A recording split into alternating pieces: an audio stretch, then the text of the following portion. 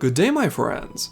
I hope you're having a pleasant week, because today we're not only going to be addressing more lore, but we're going to be taking a more casual look at the stories we've been told thus far, all so that we can put together a much bigger picture. Kinda like how you need to gather a bunch of different resources to make a variety of things on a particular private island. So, join me today as we discuss the lore behind the easygoing Island Sanctuary. So, many individuals may think that there are no stories to be told here given how it has just only recently become accessible. And honestly, that's not entirely false. There isn't any new or rich lore to be discovered since it's been left to its own devices for quite some time. And anything that happens to the sanctuary now will likely be infinitely more interesting than what has happened to it in the past few years. Although, there is still a story to be told. The sanctuary hasn't gained public attention for quite some time, but thanks to our collected research regarding the 6th Astral Era, we know exactly what this place has been through and why. With that in mind, let us begin by asking ourselves, where is the Island Sanctuary? To be frank, it's not that big of a mystery. The Island Sanctuary is one of the smaller islands that make up an archipelago called the Sidestory. Located within the Rotano Sea, this collection of islands is due south of the much larger Isle of Vilbrand, home to the city-state of Limsa. The island that the Warrior of Light has recently become an inhabitant of is actually one of the smaller ones in this archipelago. But size isn't everything here, as this location lives up to its namesake, having become a sanctuary for all sorts of plants and animals. An observant eye will recognize that the local flora of this island is almost identical to that of Vilbrand. This is thanks to its close proximity to the larger island, as various seafaring animals and monsters would unknowingly spread the seeds of many plants to these southern islands. But it wasn't just the wildlife doing this. Indeed, there was another faction at play here for hundreds of years: pirates. While it's hard to believe that a place like this used to be a stop-and-go for various cutthroats, it certainly was. Ever since the 900s of the 6th Astral Era, the seas around Eorzea weren't safe, as many pirates began to dominate the coasts and open waters both. Since the pirates of Limsa had already claimed Vilbrand as their own, it was only natural that any other islands in the immediate area would also fall under their control as well. Despite Uldah's proximity, they never had the navy to challenge the pirates over the ownership of the Sidestory. Many pirate factions would rise from then till now, and said pirates would fight over these islands, just so that they could be used as either a base of operations or a place to hide their loot. They likely even used these islands to hide themselves if and when that became absolutely necessary. Many people might be wondering why the Sidestory weren't fully settled already if that was the case.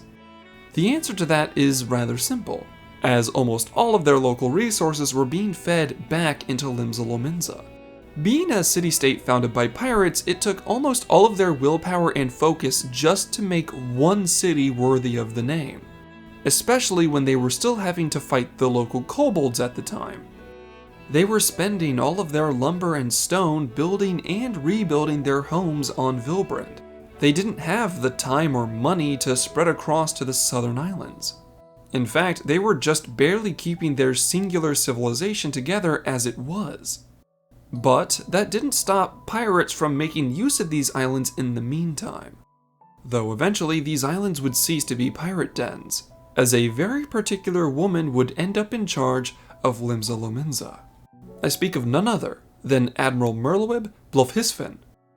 Anyone who has listened to my complete lessons on Limsa's history would know that Admiral Merlwib's rise to her new station would mark the beginning of the end for the city-state's Great Pirate Age.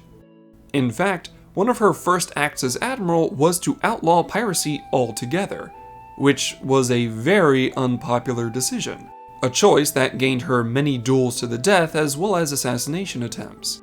She killed anyone who tried to stop her. Even in recent times, the history of Limsa is written in blood.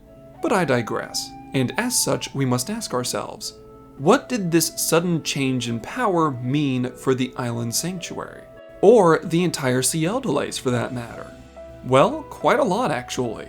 With piracy no longer being seen as a legal trade and no sign of the Admiral changing her mind, pirates were forced to do one of two things: either change with the times or go out in a blaze of glory.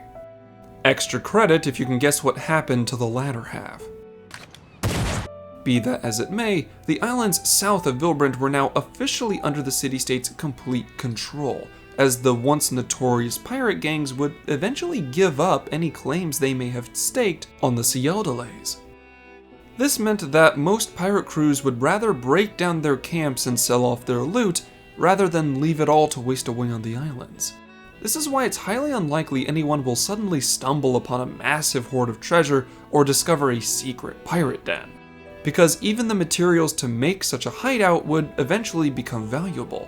So breaking it all down and selling it would give these now ex-pirates the money necessary to either begin new careers or try to reshape themselves into a new, more legal version of pirate.